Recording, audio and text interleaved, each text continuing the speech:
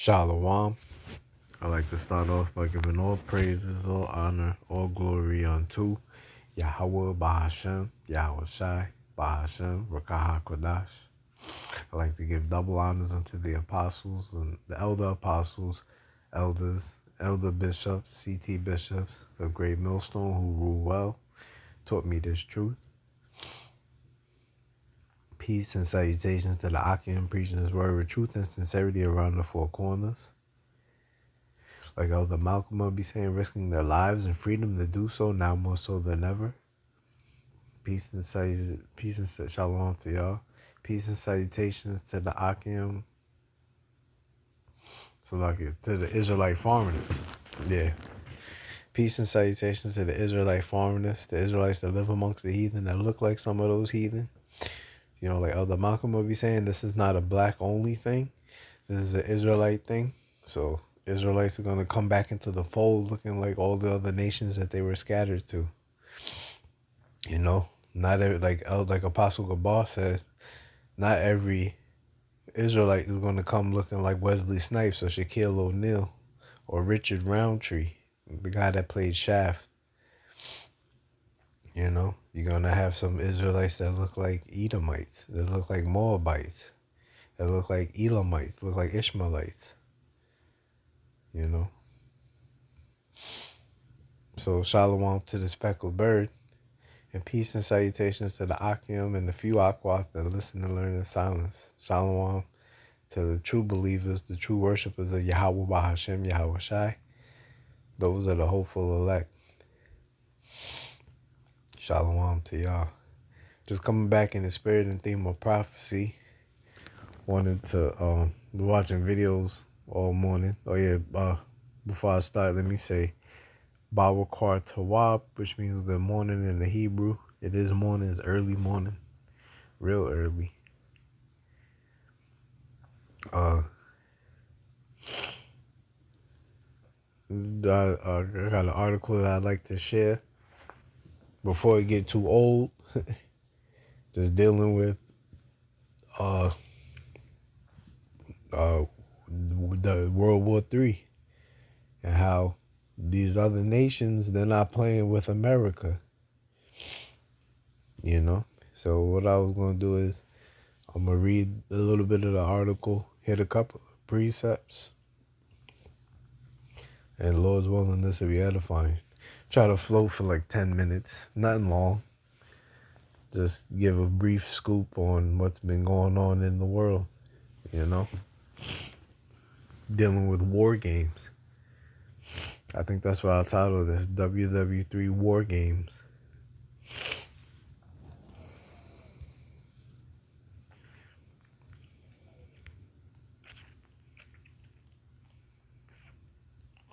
This is from Tehran Times, Straight Truth. It says, Iran, Russia, and China deploy vessels for joint drill in Hormuz Strait. And this was published last week. I believe last week, Tuesday.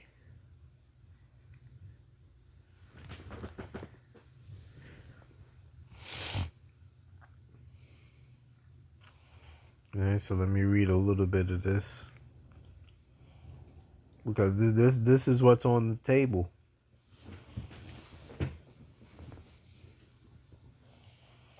The beloved bishop, elder bishop, Manatazak, he just put out a video like a half hour ago, called it, no matter which way you slice it, World War III is coming.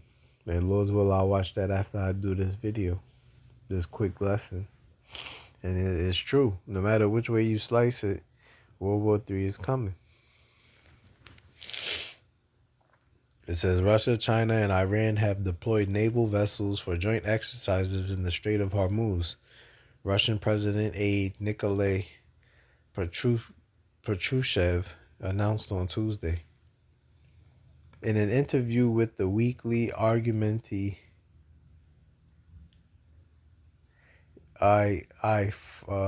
Fakti, Patrushev said Russia is working to build a multipolar world order on the oceans in response to Western hegemony. You see that? Russia's looking to build a multipolar world order on the oceans in response to Western hegemony. So these are the nations that they're clearly tired of Western hegemony. They're tired of the way the West, aka America, runs America and Europe, but mainly America. They're tired of the way America runs the show. It says we will tap into the potential of BRICS. Anybody that know BRICS is Brazil, Russia, India, China, and South Africa. That's what BRICS stand for. And there's other nations that join them, which should now be given a full-fledged strategic maritime dimension, he said. TRT World reported. He added that the first BRICS naval exercise, dubbed Will for Peace 2026, was held in January in the South Atlantic and involved Russia, China, Iran, and the United Arab Emirates, UAE, and South Africa. According to Patrushev, participating navies practice coordinating efforts to protect trade routes, which he said are becoming increasingly vulnerable. Yeah, because America's known for putting their warships in the way of trade routes and, playing the pirate game and destroying ships and taking the trade, the booty, So these other nations and tired of that happening, they're not having it no more. This is a full-fledged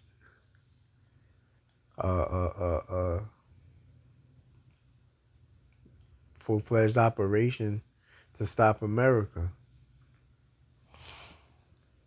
And America's not backing down because the Heavenly Father wants America to be destroyed. So just like Elder Bishop Manatazak's title of his video, no matter which way you slice it, World War III is coming.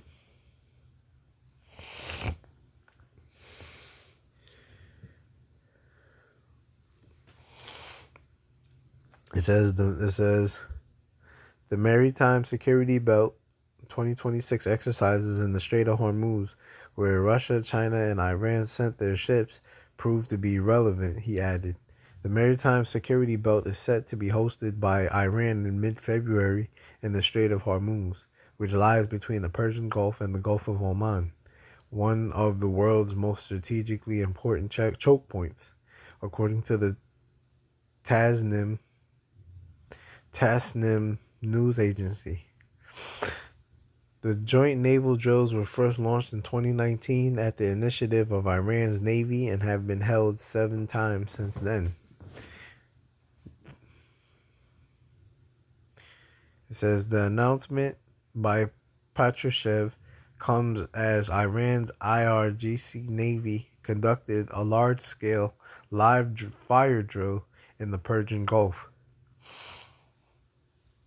The commander of the IRGC Navy, Rear Admiral Alireza Tangsiri, described the first phase of the drill, codenamed Smart Control of the Hormuz Strait, as a success. In remarks to the Tehran Times, he said Iran is using its islands as core military assets in the maneuvers. The Iranian islands in the Persian Gulf and the Strait of Hormuz are impregnable fortresses and unsinkable aircraft carriers that represent the national honor of Iranians, Tangsiri said. The mission to defend these islands and the entirety of the Persian Gulf and the Strait of Hormuz has been entrusted to the IRGC Navy. You see, so it's definitely going down. They're not playing no games. The mission to they want to defend the islands on the Persian Gulf and the Strait of Hormuz, and it's been entrusted to the Iranian Navy. You see, and they said that that the islands are in the Strait of Hormuz are impregnable fortresses and unsinkable aircraft carriers. So they're not playing no games with America. America's time of being a big bully, that time is over. Let me get a couple of precepts and then I'll just close. Oh yeah. There's the book of Ecclesiastes chapter 3 verse 1, and it reads, to everything there is a season and a time to every purpose under heaven. As you can see the heading, it says the time for everything. I'm going to skip down to verse 8. It says a time to love and a time to hate, a time of war and a time of peace. And we're clearly in a time of hating, and we're clearly in a time of war. You see? Iran, Russia, China, they hate America, and they're preparing for war with America. Because everybody knows how America gets down. Donald Trump I believe he gave Iran 10 days to strike a deal, and I believe he's going to I believe he strike them in 2 days, just to leave them, off balance. So you already know that Esau can't be trusted. Esau is going, by hook or crook, is going to try to get his way one way or another. Basically, strike a deal means to do what America says.